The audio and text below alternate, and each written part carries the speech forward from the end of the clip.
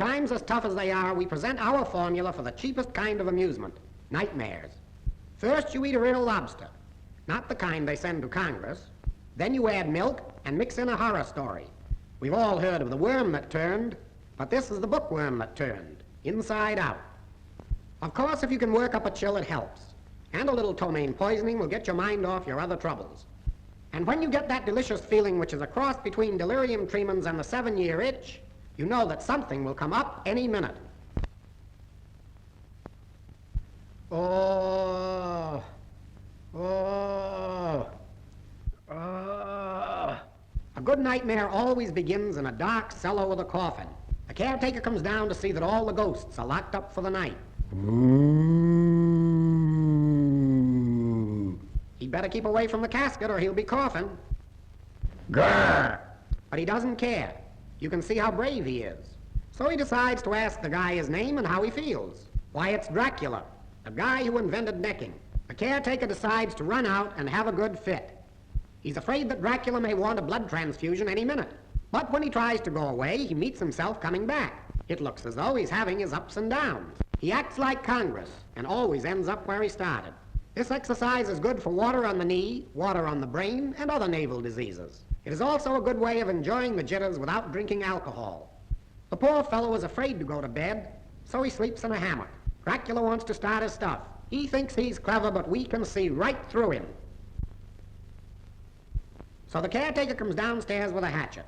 I don't know how he got upstairs, but anything can happen in a nightmare. Dracula was a big cheese, so he always had mice around him. So he hits Dracula in the coffin. Oh! Oh! As usual, Dracula rises to the occasion. Grrr! Get out of here! Now he's got Dracula sore, and the caretaker hasn't a ghost of a show. The caretaker decides that he might have been seeing things. Maybe his near beer was nearer than he thought. No, sir, he was right. A guy with a face like Dracula must be a spook, or he'd have his face lifted. And the worst of it is this spook looks screwy, and there's nothing screwier than a screwy spook. He decides to retire. If I were in his place, I'd resign, or at least quit. As the door blows open, he gets the delicious aroma of fresh ghost. He gets a sudden attack of the pivot disease. It's like the hiccups. The more you do it, the more you have to. And when you think you're over it, you're just beginning. The only way to stop is to do it faster and tire yourself out. If you saw a sight like this in your bedroom, maybe you'd have a jitter or two. He's got it again. This is what's known as being several sheets in the wind. It looks as though it's becoming a habit. Pretty soon he'll wear out the sheet, and then he'll have to start on the mattress. Then he'll get down to the rugs, and they'll need new furniture. So Dracula comes up close and shows us what the well-dressed ghost is wearing. He throws a silhouette on the wall, and the wall is so scared it looks as if it's plastered. Ooh. And now the blood may spurt any minute. Gush, gush. Ooh. There's the profile that has won first prize in all the ghost beauty contests. When Dracula was born, his mother took one look at that face and had herself arrested.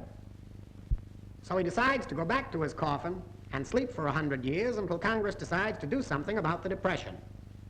Well, well, what a nightmare. Think of having Dracula and the monster from Frankenstein in the same dream. He's asleep, but maybe if we talk in his own language, we can wake him. Ah! You see, it's very simple, if you know how to handle your monsters. This looks dangerous. Hey, doctor, look out. He's awake. Well, it's too late. It looks as if the doctor is going to need a doctor. No, we were wrong. The doctor's going to need an undertaker. So the monster starts out to look for trouble. There's so much trouble around these days, he shouldn't have any trouble finding it. He can't decide which way to go. He's like a woman automobile driver. Well, here comes Dracula. When he and the monster get together, things should happen. What do you think of that? He's afraid of Dracula, which proves that a monster can dish it out, but he can't take it. Who's this? Why, it's Helen Twelvetrees. Maybe the nightmare is going to become a pleasant dream. No, we're wrong.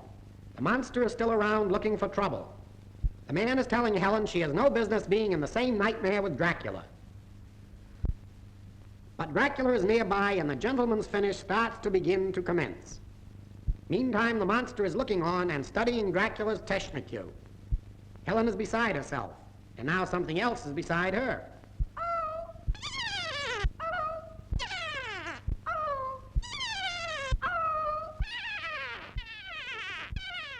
Grrr! There's nothing for Helen to do but faint and wait for the nightmare to be over. Dracula's income tax was due, and he had to get some money. When night came, Helen had decided to call it a day. But she forgot to take her jewels off, and they look like ready money to Dracula. He has to be careful because Helen is very ticklish around the neck. In fact, it's a very ticklish situation.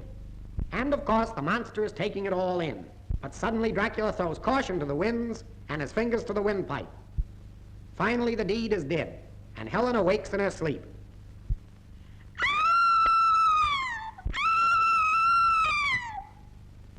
When Helen tells the young man she saw a ghost, he says he'd like to see one too. Well, it's too bad. It looks as if his goose is cooked or his cook is hashed. So Dracula gets him, and we hear the vampire eating his supper behind the wall.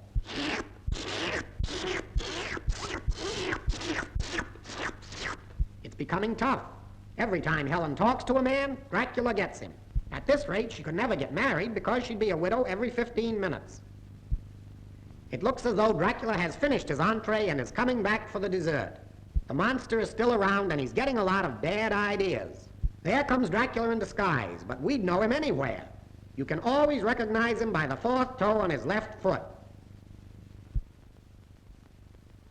The monster thinks chasing women is a lot of fun. In fact, he decides to try it himself. And here is little May Clark. She's going to be married, and as you see, she's jumping with joy. In the background is the monster ready to try out Dracula's technique. If May had eyes in the back of her head, she'd faint. Hey, May, psst, psst. It's psst, psst. Too bad. We tried to warn you, May. Boo. Ah. Boo. Ah. Boo. Ah. Boo. Ah. So she starts to run with a monster behind.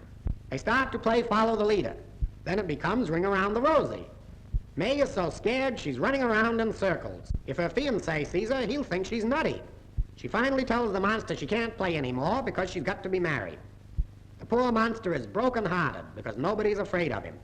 He has to sit down all day because when he stands up, his feet touch the floor. But finally he sees what he wants and decides to go after it. What can it be? Maybe it's Dracula. Whatever it is, he wants it.